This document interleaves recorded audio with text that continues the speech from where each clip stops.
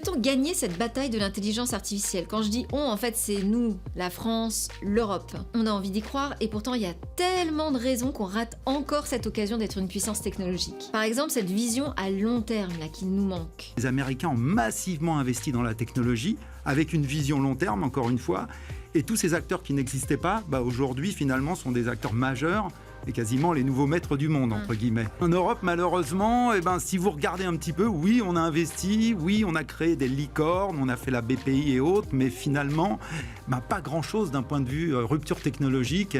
Et puis, la capacité d'investissement, une capacité d'investissement à la hauteur de ce que font nos compétiteurs, les Américains notamment. Sur les volumes d'investissement, on n'investira jamais autant que les Américains. C'est ça, parce que notre culture, notre écosystème ne sont pas là. Et donc, on n'arrivera jamais à les rattraper, même à courir après eux sur leur terrain. Comment ne pas parler de cette culture de la réglementation qui finalement passe bien avant celle de l'innovation. Maintenant, il faut qu'on passe au statut de puissance de réglementation à puissance d'innovation. Et je pense que le réglementaire doit aussi aider à faire ça. C'est pas simplement un procédé de mise en conformité, mais c'est aussi comment est-ce qu'on incite pour que nos entreprises innovantes aient accès à un marché facilité. Mais on peut quand même opposer des arguments positifs. Je suis par exemple ressortie totalement bluffée par l'équipe de Qutai et le travail qu'ils ont produit en seulement 6 mois. Qutai, je rappelle, un laboratoire de recherche en intelligence artificielle. Ils ont dévoilé, après seulement 6 mois d'existence et donc de travaux de recherche, une intelligence artificielle générative qui est capable d'écouter et de parler en même temps. Elle traite les informations en un temps absolument record, 160 millisecondes, c'est unique au monde, et elle est capable de prendre en compte tout ce qui fait réellement une conversation. Quand on pose une question à un chatbot, c'est pas uniquement la question qu'on pose qui est intéressante, c'est tout ce qu'on met autour, la manière dont on s'exprime, le ton de notre voix, le flux, nos hésitations, tout ça. L'IA générative est capable de le capter, de le traiter, donc très très rapidement, mais elle est aussi capable de le reproduire. Et les démonstrations étaient absolument bluffantes et on a pu jouer avec. Et puis au-delà de Qutai, il y a cet effet, je dirais, Mistral AI, pépite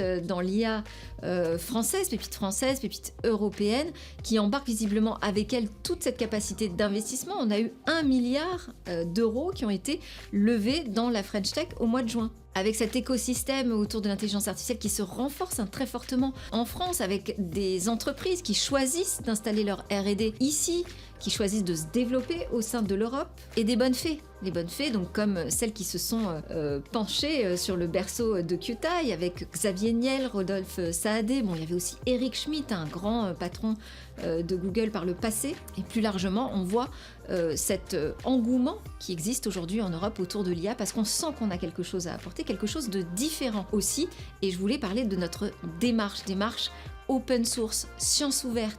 Là aussi, on a quelque chose à dire, quelque chose à faire, nous, en Europe, en matière d'IA. Pourquoi? Parce que ça nous permet à la fois de nous différencier, mais aussi de capitaliser sur tous ces talents. Parce que oui, on est une force de talent en matière de R&D, en matière de recherche et d'IA. La présentation est impressionnante. Les gens qui travaillent dessus, l'équipe qui travaille dessus est impressionnante aussi.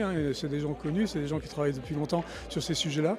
Donc, globalement, je pense que c'est encore une raison d'être fier d'avoir quelque chose comme ça en France.